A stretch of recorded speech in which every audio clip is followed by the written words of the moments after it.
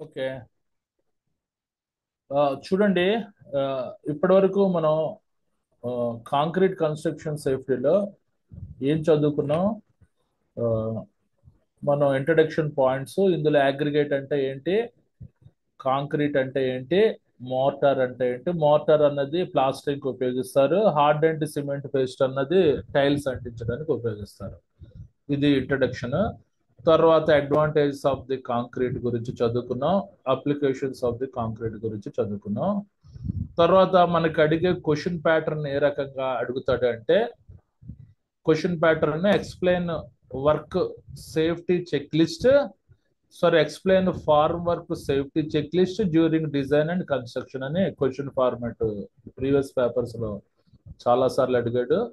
దానికి ఆన్సర్ ఇది some extent applicable. అంటే ఇది కరెక్ట్ ఆన్సర్ అని నేను చెప్పలేను. As per examination point of వ్యూలో ఇవి రాసేయండి. At least you will get the 60 to 70% of marks. ఇంకొకటి ఏంటంటే, ఈ పర్టికులర్ క్వశ్చన్ ప్యాటర్న్ దీనికి సంబంధించిన ఆన్సర్ మన స్టడీ మెటీరియల్ లేదు, నేను తయారు చేశాను. ఏంటి క్వశ్చన్ ప్యాటర్న్, ఏ రకంగా అడుగుతాడు? Explain the form work safety check list during design and construction అనే క్వశ్చన్ అడుగుతాడు. It is nothing but concrete construction safety. Okay. Coming to the ఏంటి, first cement dust. Cement dust లో ఉండే హజార్డ్స్ సొల్యూషన్స్ ఇచ్చాను. ఇది ఫస్ట్ చెక్ లిస్ట్. రెండోది wet concrete. Wet concrete సంబంధించిన hazards solutions ఇచ్చాను. ఇది సెకండ్ చెక్ లిస్ట్. థర్డ్ అన్నది మిషన్ గార్డింగ్. మిషన్ గార్డింగ్ అంటే ఇది జనరల్ గా కాంక్రీట్ అన్నది రెడీమిక్స్ కాంక్రీట్ యూనిట్స్ లో తయారవుతుంటది, ఆర్ఎంసి ప్లాంట్స్ లో తయారవుతుంటది. కాబట్టి ఆర్ఎంసి ప్లాంట్ లో చాలా మిషనరీస్ ఉంటాయి, వాటికి కంపల్సరీగా గార్డింగ్ చేయాలి.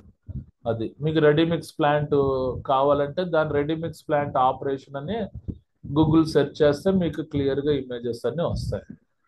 నెక్స్ట్ ఫోర్త్ వన్ ఏంటి, ఫాలింగ్ ఆబ్జెక్ట్స్. ఆబ్జెక్ట్స్ పడకుండా మనకి ఏ రకమైన సొల్యూషన్స్ అన్నది ఇచ్చాను. నెక్స్ట్ ఐదోది ఏంటి, పూర్ ఎర్గానమిక్స్. పూర్ ఎర్గానమిక్స్ అంటే కాంక్రీట్ వర్క్ అధిక శ్రమ తీవ్రమైన ఒత్తిడితో కూడుకున్న పని, దాన్ని కంట్రోల్ చేయాలి. ఇవి హజార్డ్స్, వీటి యొక్క సొల్యూషన్స్ ఇచ్చాను. తర్వాత కన్ఫైన్డ్ స్పేసెస్. ఇక్కడ కన్ఫైన్డ్ స్పేస్ ఏముంటాయి, మన రెడీమిక్స్ కాంక్రీట్ ఉంటుంది, లోపల దూరి వ్యక్తి క్లీనింగ్ చేసేది కన్ఫైన్డ్ స్పేస్ ఎంట్రీ ప్రొసీజర్ మనం ఫాలో అవ్వాలి. ప్లస్ మన రెడీమిక్స్ ప్లాంట్ లో కంబస్టన్ చాంబర్, రొటేటింగ్ చాంబర్ ఉంటుంది కదా, అది కూడా సర్వీసింగ్ అండ్ మెయింటెనెన్స్ యాక్టివిటీస్ చేసినప్పుడు కన్ఫైన్డ్ స్పేస్ ఎంట్రీ ప్రొసీజర్ వాడాలి. ఇక్కడ వరకు చెప్పాను. ఓకేనా? ఆ, ఇంకా నెక్స్ట్ పాయింట్ ఏంటి, coming to the next point, vehicles. చూడండి, వెహికల్స్ అంటే ఇక్కడ ఏముంటాయి మనకి, ఇది రెడీ మిక్స్ కాంక్రీట్ యూనిట్, దీన్ని ట్రాన్సియెంట్ మిక్చర్స్ అని అంటారు.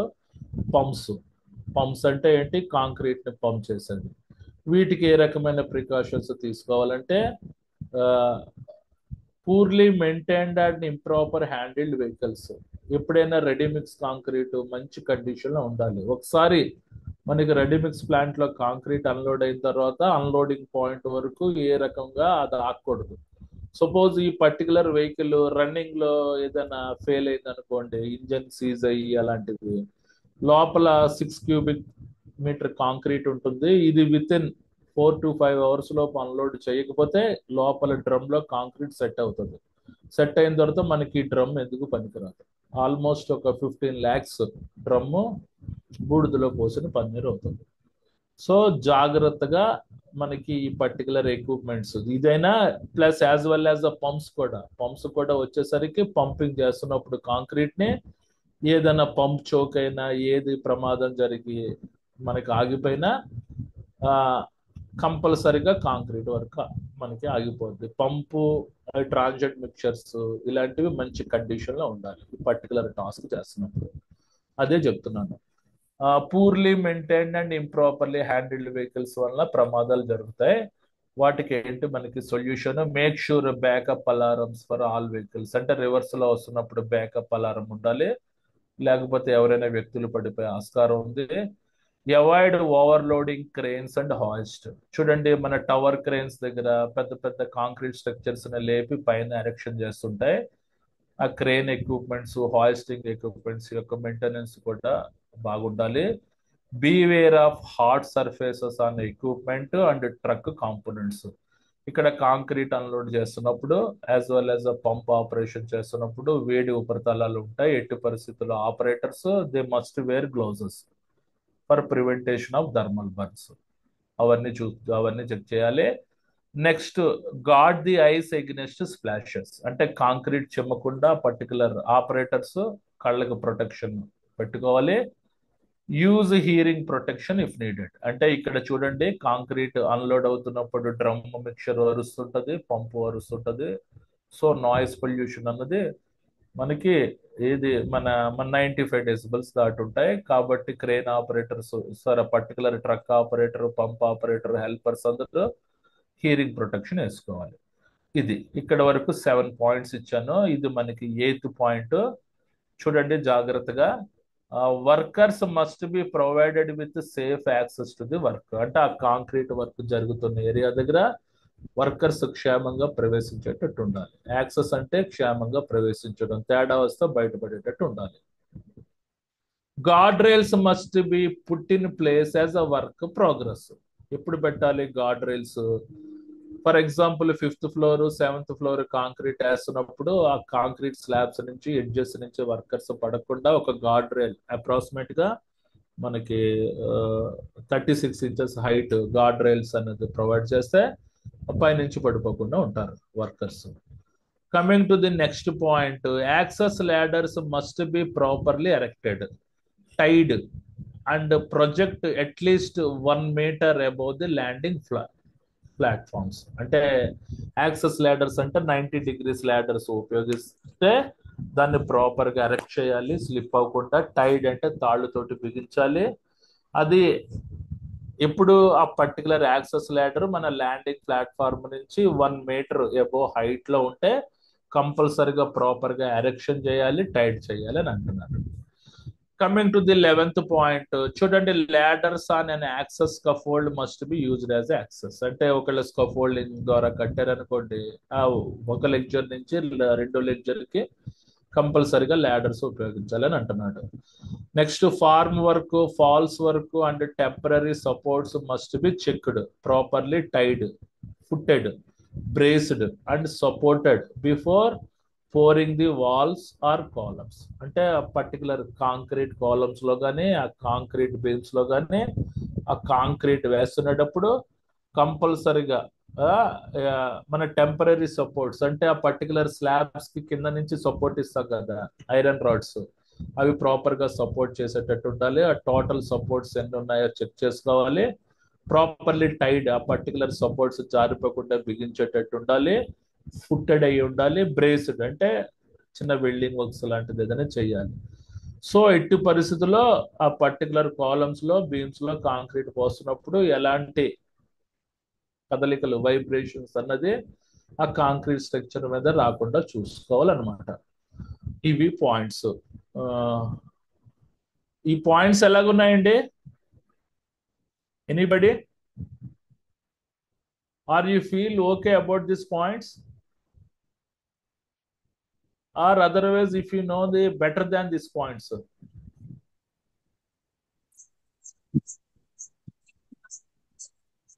Mr. Revanth, tell me.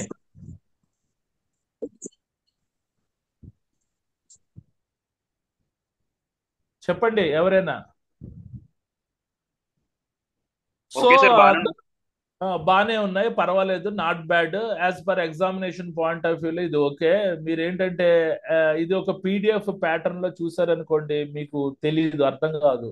అందులో design calculations, steel load, footings load అవన్నీ మనకి యాజ్ పర్ ఏదేంటంటే డిజైన్ ఇంజనీర్స్ ఉంటారు కదా, వాళ్ళకి అప్లికబుల్ అవుతుంది ఆ పర్టికులర్ పీడిఎఫ్ లో ఉండే ఫార్మాట్ అంతా. మనం ఎగ్జామినేషన్ పాయింట్ ఆఫ్ వ్యూలో రాయడానికి ఇది సరిపోతుంది.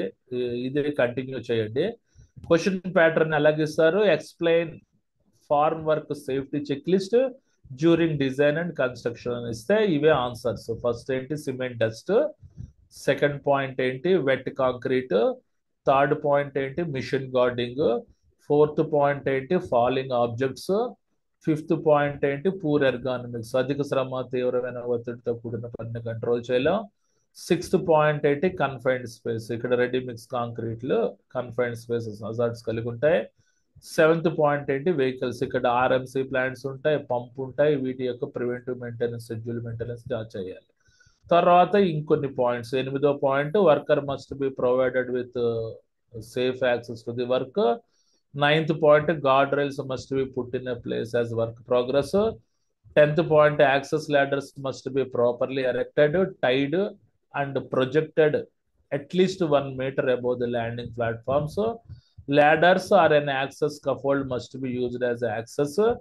Next, farm work, false work and temporary supports must be checked, properly tied, footed, braced and supported before pouring the walls or columns. ఈ పాయింట్స్ అన్ని, ఈ 12 పాయింట్స్ జాగ్రత్తగా రాసండి. You will get the some extent 60 to 70% of the marks. So ఈ PPT పంపిస్తాను, జాగ్రత్తగా చదువుకోండి. Next మన topic general hand rails and stair rails requirement.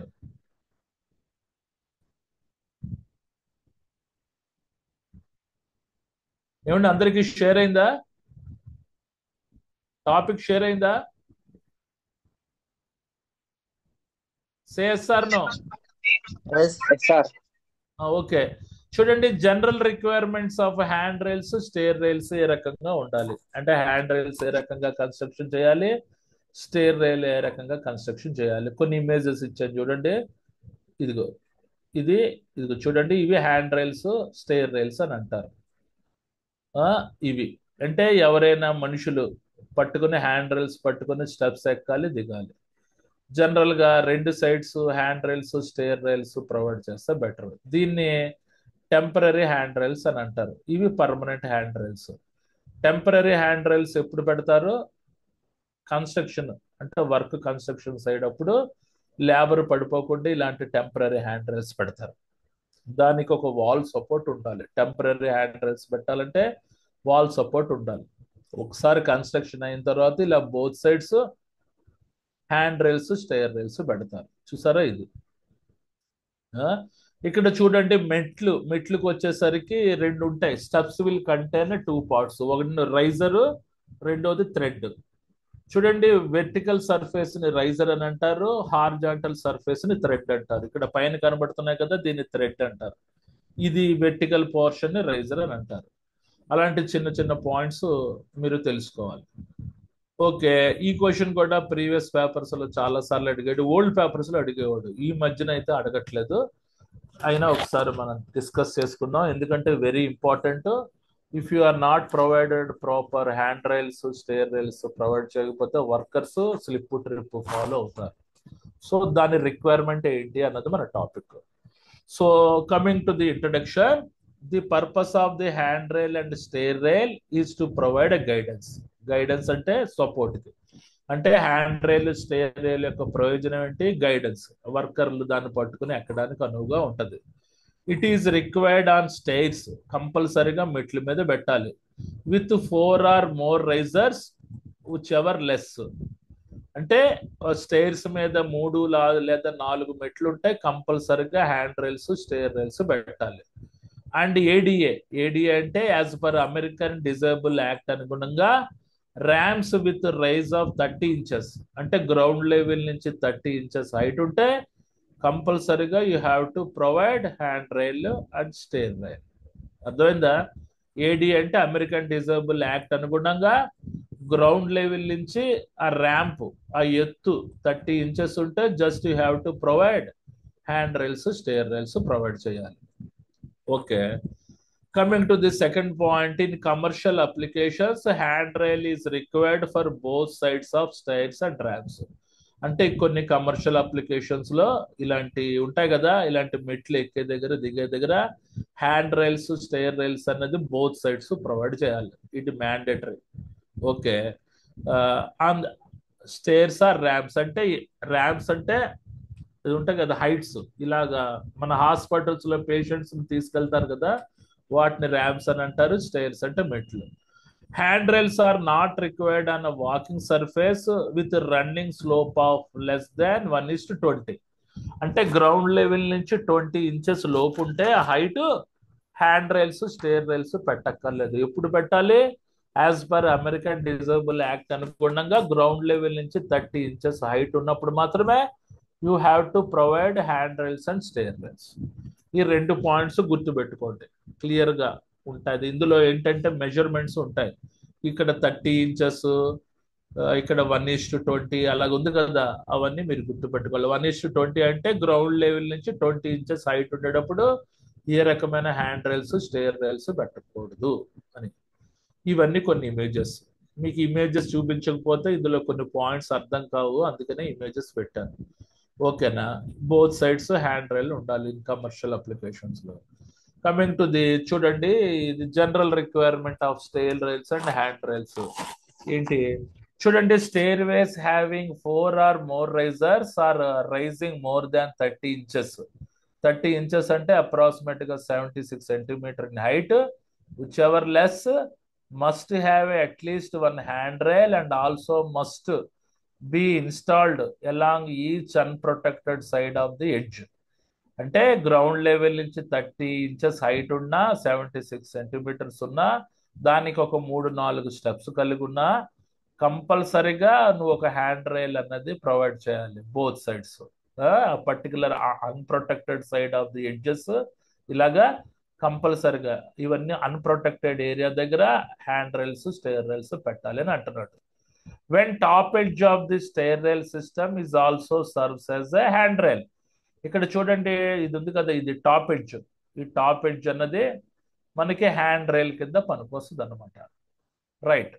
Coming to the next point, the height of the top edge must not be more than 37 inches or 94 centimeters or not less than 36 inches or 91.5 centimeters from the upper surface of stair rail to the surface of the thread.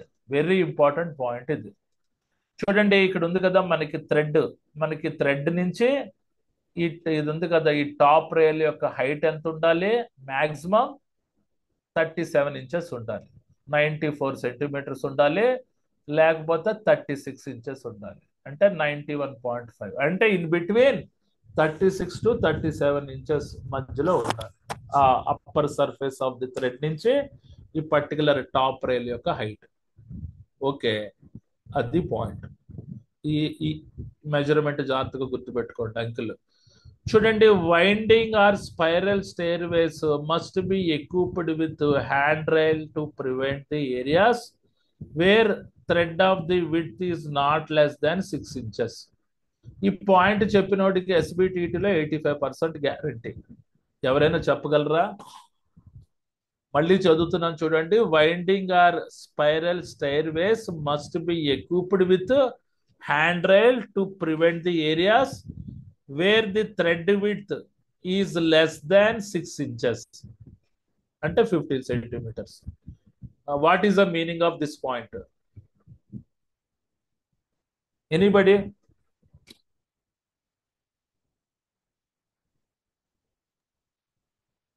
Okay, ఎవరు చెప్పలేకపోతున్నారు? చెప్పండి, tell me. Steps height, steps ఎంత height ఉన్నాయి? 6 inches ఉన్నాయా అలాగా? What is the meaning of winding or spiral stairs? Sir round గా వెళ్తుంది కదా సార్. వెరీ గుడ్, పాయింట్ కి వచ్చారు, అర్థమైంది. చూడండి, కొన్ని స్టేర్ వేస్ ఇలాగా ఫ్లాట్ గా ఉండవు, రౌండ్ గా పెడతారు మన షో కేస్ కోసం. కమర్షియల్ కాంప్లెక్స్ లో రౌండ్ గా ఉంటాయి, ఇలా స్పైరల్ ఆకారంలో ఉంటాయి, అర్థమైందా? అక్కడ కంపల్సరీగా బోత్ సైడ్స్ హ్యాండ్ రైల్ పెట్టి అక్కడ ఒక సైడ్ స్టెప్ విడ్త్ తక్కువగా, ఒక సైడ్ స్టెప్ విడ్త్ ఎక్కువగా ఉంటుంది. అంటే ఆ పర్టికులర్ థ్రెడ్ విడ్త్ ఒక సైడ్ తక్కువ, ఒక సైడ్ ఎక్కువగా ఉంటుంది ఈ particular winding and spiral styles లో. ఎంత లేదన్నా మినిమం ఆ పర్టికులర్ విడ్త్, ఆ పర్టికులర్ థ్రెడ్ అంటే మెట్టు యొక్క విడ్త్ 15 సెంటీమీటర్లు ఉండాలి, అంటే 6 ఇంచెస్ ఉండాలి. ఓకేనా? అందరికీ అర్థమైంది కదా? అంటే మినిమం 6 ఇంచెస్ ఉండాలి. అలాగా గ్రాడ్యువల్ గా స్పైరల్ గా ఉన్నప్పుడు ఇది పెరుగుతుంది అనమాట, మన థ్రెడ్ విడ్త్ పెరుగుతుంది. అది పాయింట్కి అర్థం. Okay, right. ఇప్పటిగా 5 పాయింట్లు అయ్యాయి, జాగ్రత్తగా చదువుకోండి. నెక్స్ట్ పాయింట్, ఈ పాయింట్ అందరికీ అర్థమైందా, లేకపోతే ఇంకోసారి ఎక్స్ప్లెయిన్ చేయనా? ఓకే సార్, అర్థమైంది. Right. Coming to the next point, stair rails installed after March 15, 1991 must not be less than 36 inches in height. అంటే 1991లో ఒక చట్టం వచ్చిందట. ఆ చట్టం అనుగుణంగా స్టెయిర్ రైల్స్ అంటే హ్యాండ్ రైల్స్, స్టెయిర్ రైల్స్ యొక్క height top of the thread నుంచి 36 ఇంచెస్ ఎట్టి పరిస్థితుల్లో తక్కువగా ఉండకూడదు. అర్థమైంది? అంటే 6 feet ఉన్న వ్యక్తి కూడా నాలంటోడు చక్కగా చేయి పట్టుకుని ఎక్కేటట్టు, హ్యాండ్ రైల్ పట్టుకుని ఎక్కేటట్టు ఉండాలి. Coming to the next point, mid rails, screen mesh, intermediate vertical members or equivalent intermediate structural members must be provided between the top rail and stairway steps of stair rail system. ఇక్కడ చూడండి, దీన్ని top rail అని అంటారు. ఇవన్నీ intermediate members. ఇవి intermediate members. మధ్యలో ఒక mid rail కూడా పెట్టుకోవచ్చు. అలాంటివి ఈక్వల్ డిస్టెన్స్ లో పెట్టాలి. అంటే మనకు సపోజ్ మిడ్ రైల్ పెట్టాలనుకో, అది కరెక్ట్ గా టాప్ రైల్ కి మన మన స్టేర్ థ్రెడ్ కి మధ్యలో ఉండాలి. వీటిని చూడండి వెర్టికల్ పోస్ట్ అని అంటారు, బాలు స్టార్స్ అని అంటారు. ఇవి కూడా మనకి ఈక్వల్ డిస్టెన్స్ లో పెట్టాలి. చిన్నపిల్లలు వచ్చి ఇందులోంచి ఈ హోల్స్ లోంచి పడిపోకుండా కంప్లీట్ గా మెష్ లాంటిది ప్రొవైడ్ చేయాలని అంటున్నాడు. నౌ యు ఆర్ ఓకే, అది ఆ పాయింట్కి అర్థం.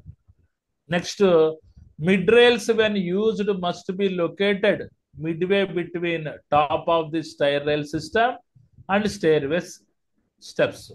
అంటే ఇది టాప్ రైల్, ఇక్కడ మనకి మిడ్ రైల్ లేదు. ఒకవేళ మిడ్ రైల్ పెట్టాలనుకుంటే టాప్ రైల్ కి ఈ పర్టికులర్ మన టాప్ ఆఫ్ ది థ్రెడ్ కి ఈక్వి డిస్టెన్స్ అంటే మధ్యలో ఉండేటట్టు ఉండాలి. సో అది ఒకవేళ మిడ్వే పెట్టాలనుకుంటే, మిడ్ రైల్ పెట్టాలనుకుంటే, ఇప్పుడు టాప్ రైల్ మిడ్ రైల్ ఉంటుంది కదా, అది అందరికి అర్థమవుతుంది కదా. Next point, unprotected sides and edges of stairway landing must be provided with standard 42 inches 110 centimetres guard rail system. ఈ పాయింట్కి అర్థం ఎవరైనా చెప్పగలరా? ఎనీబడి? మళ్ళీ చదువుతున్నాను. Unprotected side and edges of the stairway landing must be provided with standard 42 inches or 110 centimetres guard rail system. ఏంటి point అర్థం?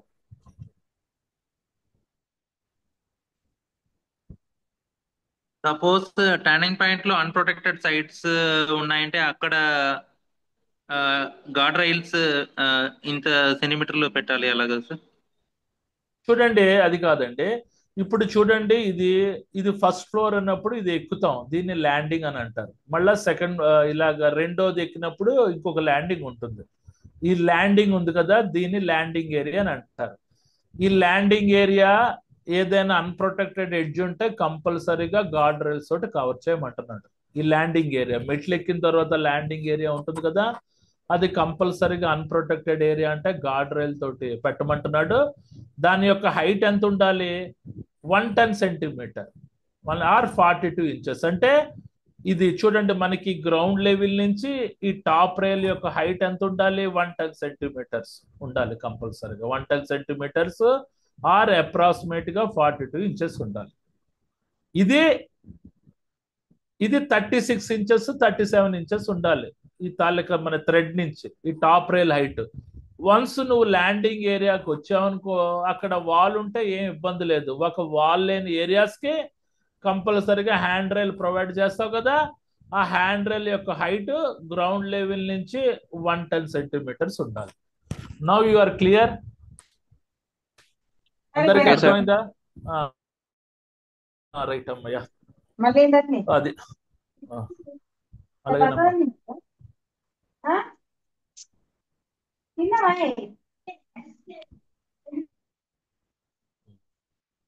అది ఆ పాయింట్కి అర్థం. నెక్స్ట్ పాయింట్ ఏంటి?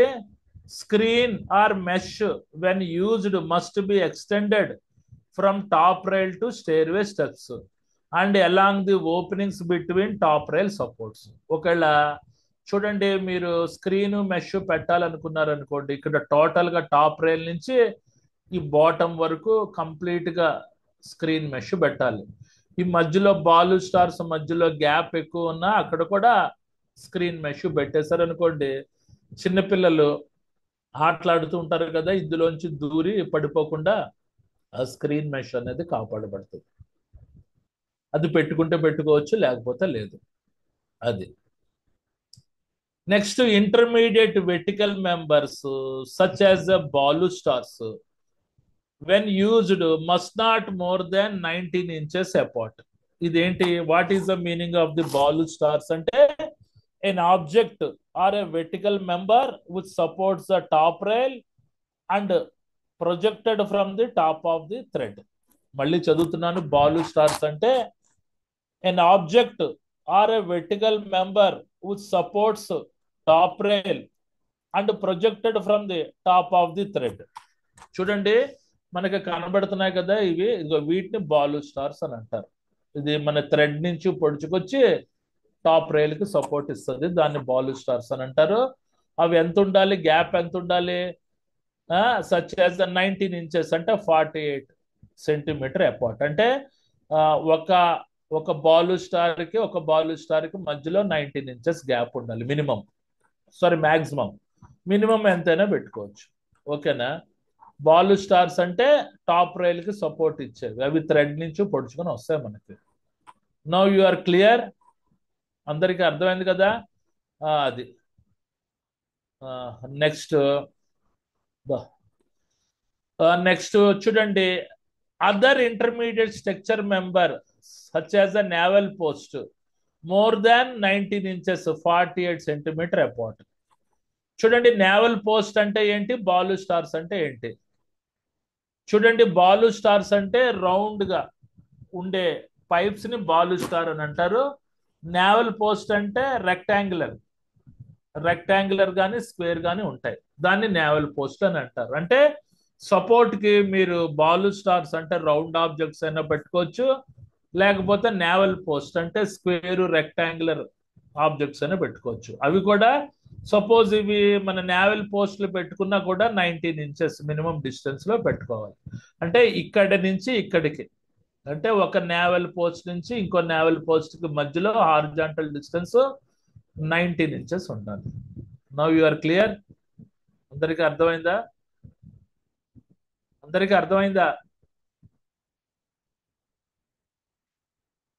ఓకే.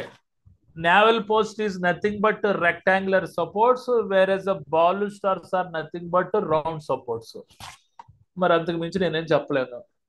చూడండి, నెక్స్ట్ పాయింట్, హ్యాండ్ రైల్స్ అంటే top of the rails of the stair rail system must be capable of with standing without failure at least 200 pounds of the weight applied with 2 inches 5 centimeter top of the edge in any downward or outward direction at any point along the top of the edge.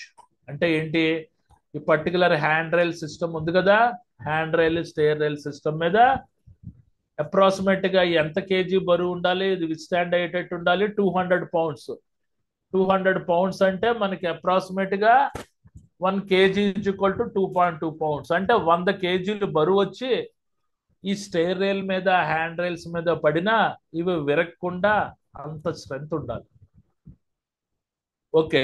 అంటే ఏదైనా బీరువాలు అవి తీసుకెళ్తుంటారు కదా, loading unloading activities అప్పుడు, ఆ బీరువాసులు ఏదైనా stair వేస్ మీద పడినా ఈ హ్యాండ్ రైల్స్ ఏ రకంగా దెబ్బ తినకుండా గట్టిగా ఉండేటట్టు ఉండాలి. అంటే capable of with standing at least 200 pounds.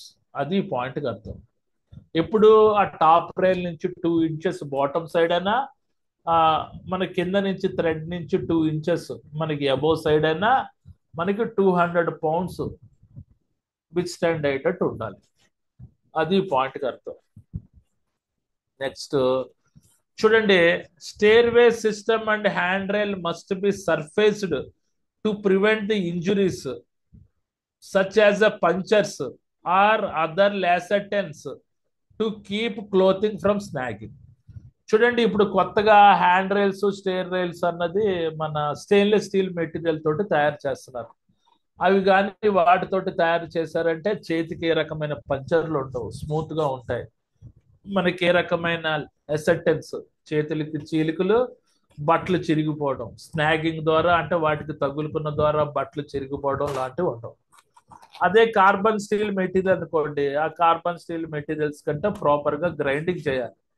Grinding చేసి ఆ ఉపరితలం అన్నది స్మూత్ చేయాలి. స్మూత్ చేసినప్పుడు దాని మీద రెడ్ ఆక్సైడ్ పెయింట్ వేసినప్పుడు మన చెయ్యి దాన్ని పట్టుకుని ఎక్కుతున్నప్పుడు మన చేతికి ఏ రకమైన ఇంజురీస్, పంక్చర్స్, గీసుకోవడం, బట్టలు చిరిగిపోవడం లాంటివి అవ్వకూడదు అని అంటున్నాడు.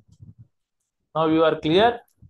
Next, hand rails must provide an adequate handhold for an emergencies to grasp prevent fall. అంటే చూడండి, అంటే పట్టుకోవడానికి మనకి మన చెయ్య స్మూత్ గా పట్టుకొని ఎక్కేటట్టు, చేతితోటి పూర్తిగా పట్టుకొని ఎక్కేటట్టు ఉండాలి. అంటే ఎంతటి బరువైన మనుషులైనా, ఏజ్డ్ పీపుల్ అయినా కొంతమంది మెట్లు ఎక్కలేరు కదా లిఫ్ట్లు పనిచేయనప్పుడు, అవి వాళ్ళు చేతులతో పట్టుకొని ఫ్రీగా ఎక్కేటట్టు, ఎంత ఓల్డ్ ఏజ్ పీపుల్ అయినా ఎక్కుతున్నప్పుడు పడిపోకుండా హ్యాండ్ రైల్స్ యొక్క నిర్మాణం ఉండాలి అని అంటున్నారు. Temporary handrails must have a minimum clearance of 3 inches, 8 centimeter between the handrail and walls, stair rail system and other objects. ఈ పాయింట్కి ఏంటి అర్థం? ఎనీబడి ఎవరైనా చెప్పగలరా? Temporary hand rails must have a minimum clearance of 3 inches, 8 centimeter ఉండాలి between the hand rail and walls and stair rail systems and other objects. What is the meaning of this point? Anybody? So ఎవరు చెప్పలేకపోతున్నారు. ఇది మనకి image చూపెడతా కానీ అర్థం కాదు. చూడండి, ఇది వాల్కి వేస్తారు కదా, వాల్కి వేసేదాన్ని టెంపరీ హ్యాండ్ రైల్స్ అని అంటారు. మీరు కన్స్ట్రక్షన్ అప్పుడు కంపల్సరీగా ఈ టెంపరీ హ్యాండ్ రైల్స్ వేయాలి. ఎందువల్ల? లేబర్ స్లిప్ ట్రిప్ ఫాలో అవ్వకుండా. ఈ టెంపరీ హ్యాండ్ రైల్ అన్నది గోడకి ఆంచి పెట్టకూడదు, మధ్యలో 5 centimeters గ్యాప్ ఉండాలి. అంటే చేతులతో పట్టుకొని ఎక్కుతారు కదా, ఈ వాల్ నుంచి ఈ పర్టికులర్ పైప్కి మినిమం 5 centimeters, 6 centimeters గ్యాప్ పెట్టారనుకోండి, ఆ లేబరు అది పట్టుకొని ఫ్రీగా ఎక్కుతారు. అది ఈ పాయింట్కి అర్థం. అర్థమైంది కదా మీకు? అంటే అట్లీస్ట్ 8 centimeters, సారీ 5 అన్నాను, 8 centimeter పర్టికులర్ వాల్ నుంచి ఆ పర్టికులర్ టెంపరీ హ్యాండ్ రైల్ యొక్క సపోర్ట్కి 8 centimeters ఉండాలి. Next last point, the end of the stair rail system and hand rails must be constructed to prevent a dangerous projection from the end post. చూడండి, end post ఉంటుంది కదా మనకి, దీన్ని end post అని అంటారు. ఈ పైప్ వస్తుంది కదా, దీన్ని ఎండ్ పోస్ట్ అని అంటారు. ఇక్కడ చక్కగా గ్రైండింగ్ చేసి ఏ రకమైన ప్రొజెక్షన్స్ వర్కర్స్కి ఇంజూరీ కాకుండా కవర్ చేసేటట్టు. పొరపాటున ఎండ్ పోస్ట్ అంటే మన లాస్ట్ పోస్ట్కి చేయి తగిలినా ఏ రకంగా కోసుకోకుండా గీరుకోకుండా ఉండేటట్టు ఉండాలి.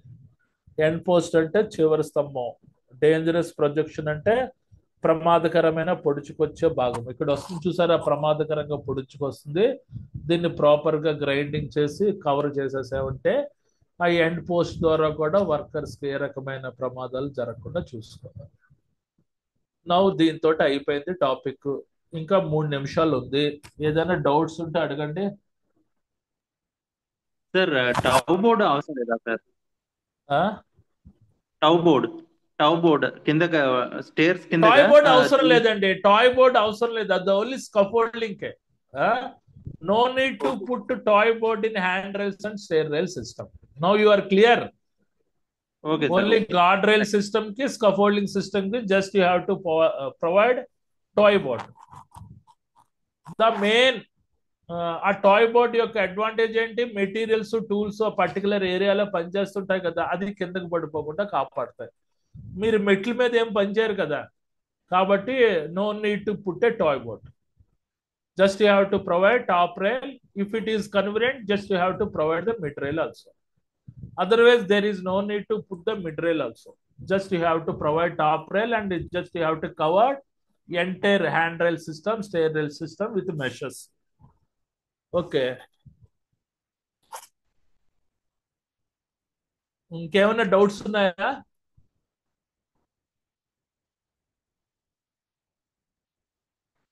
చూడండి ఇది అయింది కదా. ఇది పాయింట్స్ అన్ని ఏంటంటే మెజర్మెంట్స్ క్లియర్ గా రాయాలి. 3 ఇంచెస్ అంటే 8 సెంటీమీటర్స్. 1 ఇంచ్కి ఎన్ని centimeter? Anybody? 1 inch is equal to how many centimeters? 1 inch is equal to 2.2 centimeters. ముందు ఆ మెజర్మెంట్స్ తెలుసుకోండి. 19 ఇంచెస్ అంటే 48 సెంటీమీటర్స్. 2 ఇంచెస్ అంటే 5 సెంటీమీటర్స్. 200 పౌండ్స్ అంటే it is approximately 100 100. Or 120 kg. అర్థమైందా?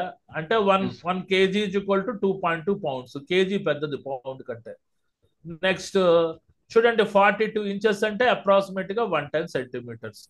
19 ఇంచెస్ అంటే 48 సెంటీమీటర్స్. ఇలాంటివి గుర్తుపెట్టుకోవాలి. 36 ఇంచెస్ అంటే 19.5 సెంటీమీటర్స్. ఓకే. 30 ఇంచెస్ అంటే 76 సెంటీమీటర్స్. 37 అంటే 94 ఇంచెస్. ఇవన్నీ ఇచ్చాను క్లియర్ గా, ఇంచెస్ లోని ఇచ్చాను. ఆ, ఇది మనకు 6 Centimeter. ఇంచెస్ అంటే 15 సెంటీమీటర్స్. ఇవన్నీ క్లియర్ గా రాయాలి ఎగ్జామ్ లో. కాబట్టి just you have to buy heart this measurements. మనకి ల్యాండింగ్ వచ్చేసరికి ఎంత? 110 సెంటీమీటర్స్. ల్యాండింగ్ ఏరియా ఎక్కుతారు కదా, అది 42 ఇంచెస్ హైట్ ఉండాలి. ఆ పర్టికులర్ మనకి మన ల్యాండింగ్ ఏరియా నుంచి టాప్ రైల్ యొక్క హైట్ 42 ఇంచెస్ అంటే అప్రాక్సిమేట్ గా 110 సెంటీమీటర్స్. ఈ మెజర్మెంట్స్ అన్ని చదువుకోండి. ఓకేనండి. నెక్స్ట్ ఈ వీక్ ఆన్లైన్ క్లాస్ ఎప్పుడైనా సాటర్డే పెట్టడానికి ట్రై చేస్తాను. నేను ఊరు వెళ్తున్నాను. సో అండ్ అందుకనే రేపు చెప్పాల్సిన టాపిక్ ఇవాళ చెప్తున్నాను. రైట్. మళ్ళా I will come back on Friday. I suppose to take a class either Saturday or Sunday. Okay. లేకపోతే from next week I will take 3 more online classes.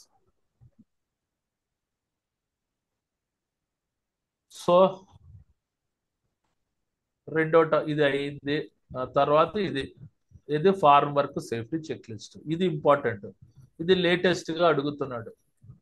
So నాకు తెలిసిన points ఇచ్చాను. If this answer is okay, you have to apply this particular answer.